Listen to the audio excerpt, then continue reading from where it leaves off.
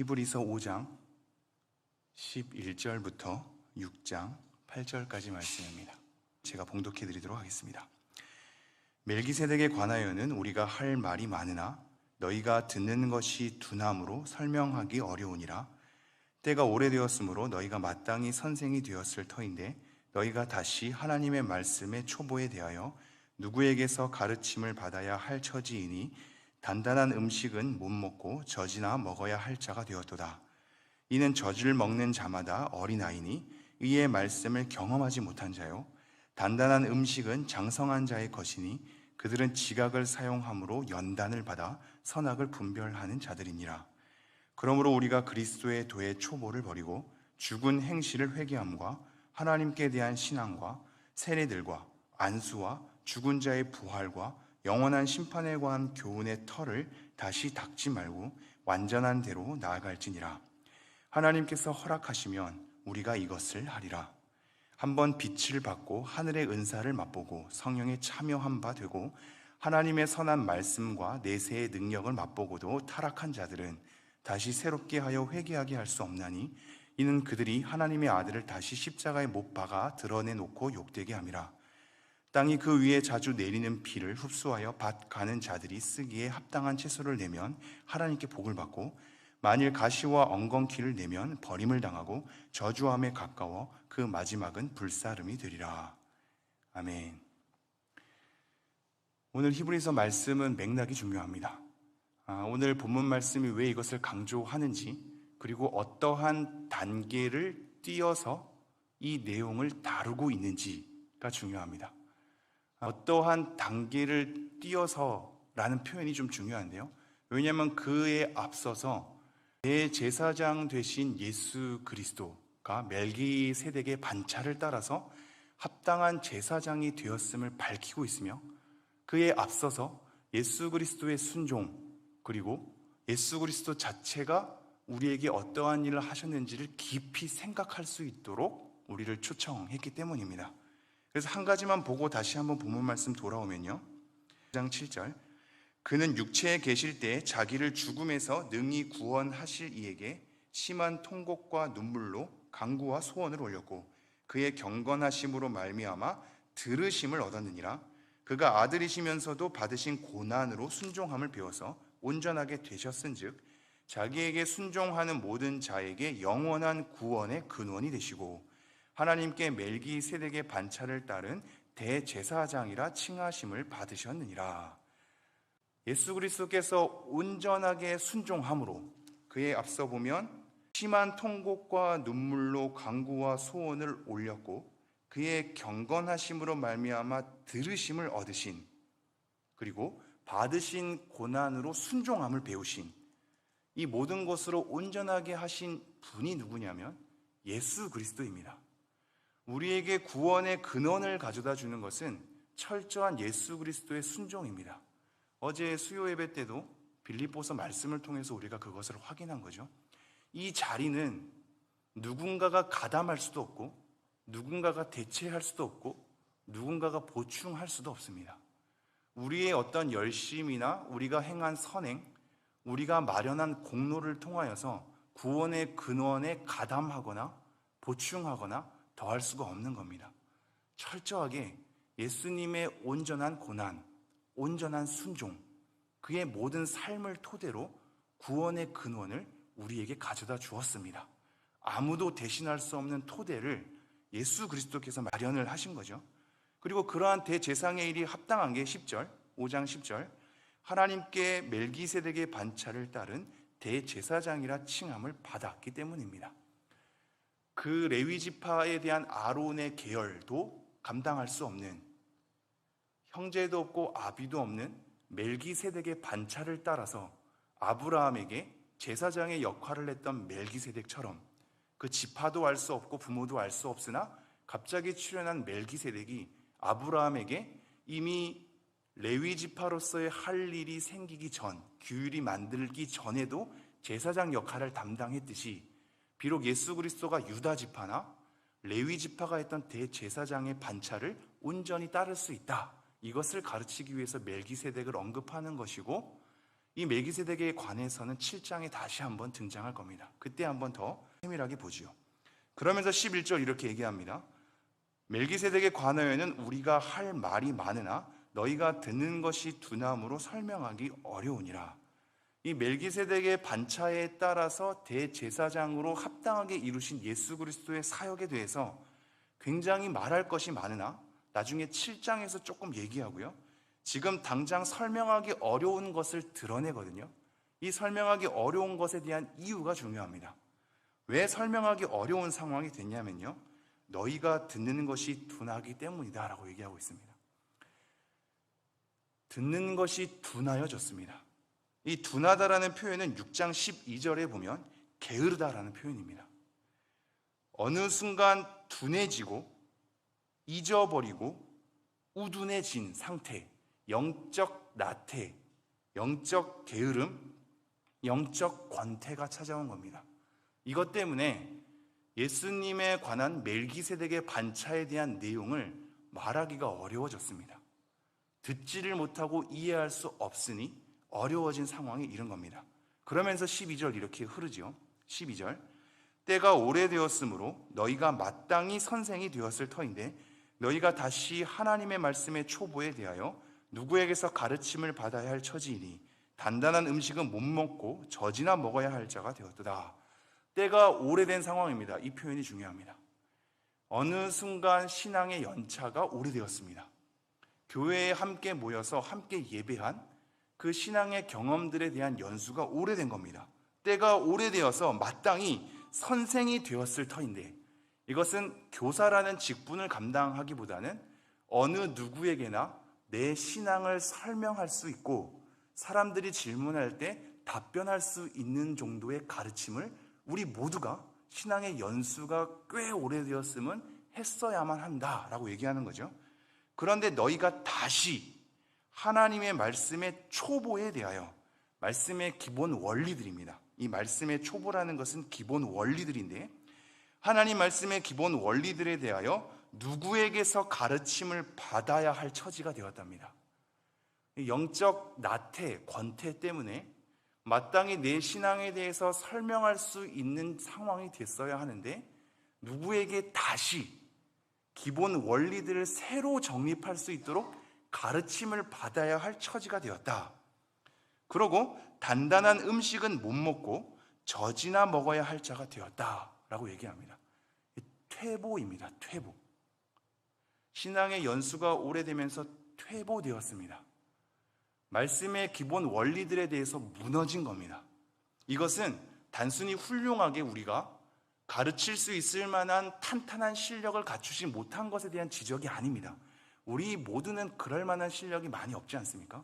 이것은 그것 자체를 질타하는 것이 아니라 영적 나태로 하여금 우리 안에 말씀의 기본 원리들이 다 무너진 겁니다. 그러니 다시 세워야 되는 겁니다. 기본 원리들이 신앙의 연수가 꽤 오래되었는데도 다 무너져서 영적 나태 때문에 그거를 다시 누군가에게 가르침을 받아서 세워야 할 처지가 되었다. 그래서 젖이나 먹어야 될 처지가 되었다. 이렇게 얘기하는 거죠. 그러면서 13절 이는 젖을 먹는 자마다 어린 아이니 의의 말씀을 경험하지 못한 자요. 이렇게 젖을 먹는 자는 곧 아이인 것이고 이 아이는 의의 말씀을 경험하지 못한 자다라고 하는 거죠. 하나님의 말씀을 우리 삶 가운데 그 은혜와 말씀에 대한 체험을 전혀 경험하지 못한 어린아이다. 그렇게 퇴보했고 그렇게 새로 기본 원리들을 수립해야 할 어린아이가 되었다라고 하는 거죠. 그러면서 14절 단단한 음식은 장성한 자의 것이니 그들은 지각을 사용하므로 이 지각은 영적인 감각입니다. 영적인 감각을 통해서 상황을 이해하고 분별하고 깨달을 수 있는 거거든요. 그들은 지각을 사용함으로 연단을 받아 여러 훈련을 받아 선악을 분별하는 자들이니라. 우리 한 가지만 여기서 생각하죠. 우리 신앙의 연수가 갈수록 영적으로 퇴보돼서는 안 됩니다. 어린 아이처럼 젖을 먹고 누군가에게 새로 가르침을 받아서 말씀의 원리들을 새로 수립해야 할 모든 것을 원점으로 다시 수립해야 할 아이의 신앙으로 가서는 안 됩니다. 우리가 빌립보서에서 믿음의 진보를 위하여서 내가 너희와 함께 있는 것이 좋다라고 한 바울의 고백을 한번 기억해 주십시오. 내가 떠나서 하나님과 함께 있는 것도 좋고 여기 남아서 너희들과 함께 있는 것도 좋은데 내가 여기서 남는 것은 믿음의 진보와 너희의 기쁨을 위함이다, 이런 표현을 쓰거든요. 이 믿음에 대한 과정은 진보하셔야 합니다. 진보하셔야 합니다. 후퇴해서 영적 나태함으로 젖을 먹는 자가 되어 의의 말씀을 전혀 경험하지 못한 채 말씀의 원리를 새로 토대를 마련해야 하는 지경에 이르러서는 안 됩니다. 14절 다시 한번, 단단한 음식은 장성한 자의 것이니 그들은 지각을 사용함으로 연단을 받아 선악을 분별하는 자들이니라. 우리는 이러한 단단한 음식을 먹는 자가 되어야겠죠. 지각을 사용함으로 연단을 받아서 선악을 분별하는 자들이 마땅히 되어야 하겠습니다. 이러한 걸음을 걸을 수 있도록 하나님의 도우심을 구하는 여러분이 되기를 소망합니다. 자, 그러면서 6장에 중요한 말이 등장하는데요. 이 흐름이 굉장히 중요합니다. 6장 1절, 그러므로 우리가 그리스도의 도의 초벌을 버리고 죽은 행실을 회개함과 하나님께 대한 신앙과 세례들과 안수와 죽은 자의 부활과 영원한 심판에 관한 교훈의 털을 다시 닦지 말고 완전한 대로 나아갈지니라. 어제 말씀과 연이어서, 그리고 그동안 히브리서의 말씀과 연이어서 이 말씀에 대한 위치를 확인해 주십시오. 지금 우리로 하여금 그리스도의 도의 초보를 버리고 완전한 대로 나아가기를 촉구하고 있거든요. 이 촉구에 대한 위치는 우리가 어떠한 일을 열심으로 하고 하나님 앞에 완전함으로 주님 앞에 올바르게 서서 구원의 근원인 토대를 다시 세워라 라고 얘기하고 있지 않습니다. 구원의 근원의 자리는 우리가 대신할 수 없다니까요. 보충할 수 없고 가담할 수 없다니까요. 구원의 근원의 자리는 철저히 예수 그리스도의 공로입니다. 이 자리를 우리는 침범할 수 없습니다. 우리가 완전한 대로 나아가야 하는 이 열심, 하나님 앞에 순종함으로 반응하며 하나님 앞에 철저히 열심히 서려고 하는 이 열심에 대한 촉구, 선행에 대한 촉구, 더 나은 믿음의 성숙에 대한 촉구, 이 자리는 그리스도의 터 위에서 세워지는 겁니다. 이 위치에서 강조되어야 하지, 우리의 구원의 근원을 가져다는 식으로 우리가 뭔가를 열심히 해야 받아들여지고 구원을 얻게 되고 은혜를 유지하게 되는 것으로 자꾸 이 구원의 근원으로 강조하는 것은 예수 그리스도의 자리를 침범하는 겁니다. 예수 그리스도가 세운 터 위에 우리의 열심, 우리의 반응, 우리의 선함, 믿음의 성숙이 강조되어야 합니다. 이 위치가 혼동되는 한 예수 그리스도의 자리가 자꾸 침범되게 됩니다.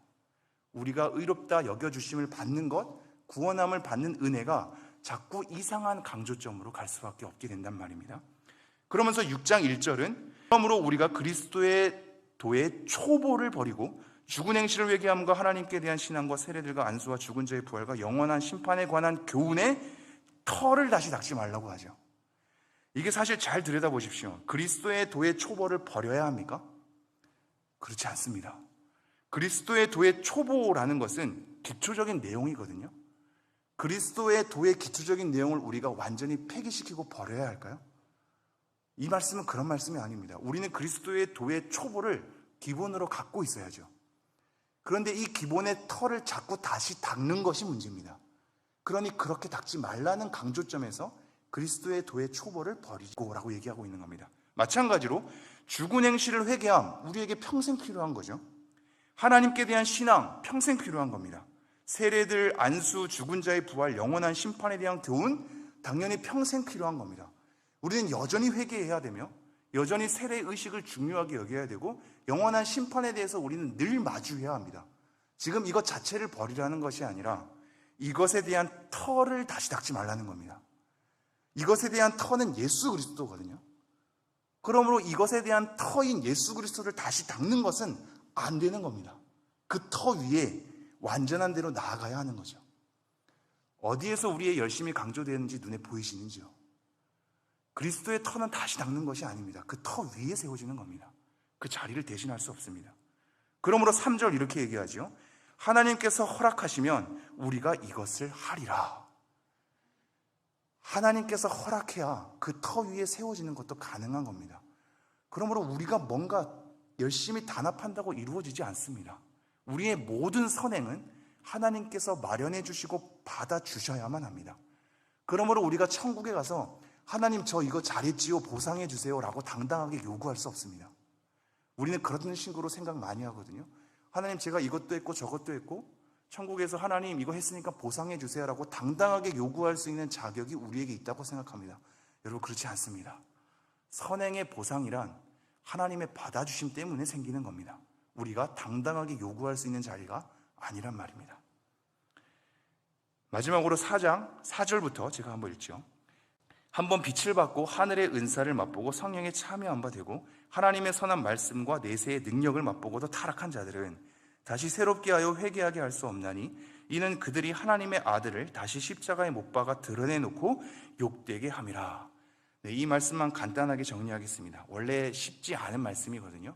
지금 타락한 자들이라고 얘기하고 있습니다. 그러니 마치 예수 그리스도에 대한 구원의 믿음을 부여받은 자가 나중에 어찌저찌해서 타락할 수 있다는 것으로 읽혀야 됩니다.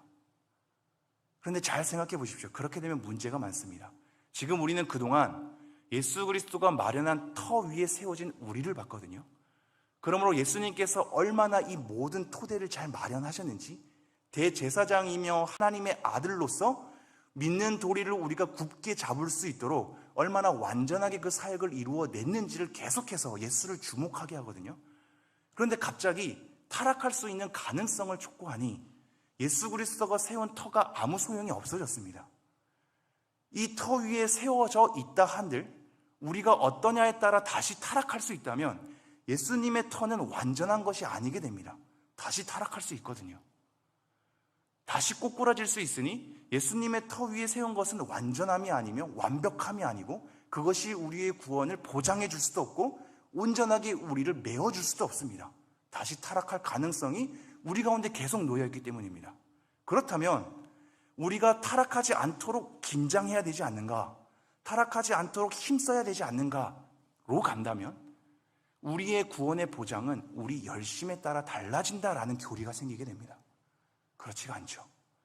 여기서 말하는 타락한 자들은 정말로 구원받은 믿음, 예수 그리스도 터 위에 세워진 자들이 그 터가 무너진다라고 얘기하는 것이 아닙니다. 이것은 교회 안에 신자로서 들어온 사람들, 즉 이 교회 안에는 정말로 구원받은 믿음도 있고 우리가 함께 예배드리고 여러 가지 은사를 나누고 여러 가지 함께 하나님의 은혜를 누리나 구원받은 믿음을 갖고 있지 않는 무리도 있죠. 이 무리들이 지금 히브리서 배경 가운데 자꾸 이탈하고 배교한단 말입니다. 그러니 그렇게 타락한 자들에 관해서는 회개할 수 없는 처지에 이른다를 경고하고 있습니다.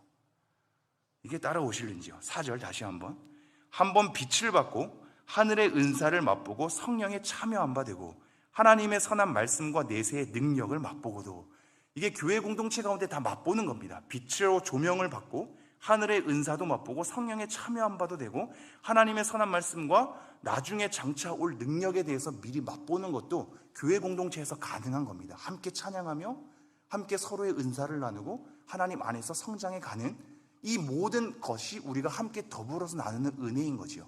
그러나 그 안에는 구원받는 믿음을 확실하게 부여받지 않은 사람들도 있는 겁니다. 신자라고 하지만 정말로 믿는 믿음이 아닌 이 사람들은 나중에 배교하거나 타락하게 되는 거거든요. 그러한 자들에 관해서 6절, 타락한 자들은 다시 새롭게 하여 회개하게 할 수 없나니 이는 그들이 하나님의 아들을 다시 십자가에 못 박아 드러내놓고 욕되게 함이라 라고 얘기하고 있습니다. 이렇게 받아들이는 것이 오히려 우리에게 굉장히 은혜인 것은 우리는 오늘날 교회를 이탈하고 타락한 자들을 경험하게 됩니다. 그 경우는 두 가지입니다. 첫 번째는 정말로 구원받은 믿음을 부여받았음에도 불구하고 그러기에 그들은 타락할 수 없는데 지금 잠시 교회를 이탈한 것은 이분들은 하나님께서 온전히 선택하여서 끌고 가는 사람들이기 때문에 결국은 돌아옵니다. 하나님의 선택과 끈질기게 붙드심은 그 사람이 잠깐 방황하는 것으로 끝나지 않습니다.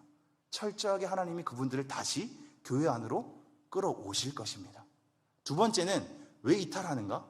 그들은 진짜 구원받는 믿음을 그동안 부여받은 것이 아니었기 때문입니다. 이 두 가지를 잘 분별해야 됩니다.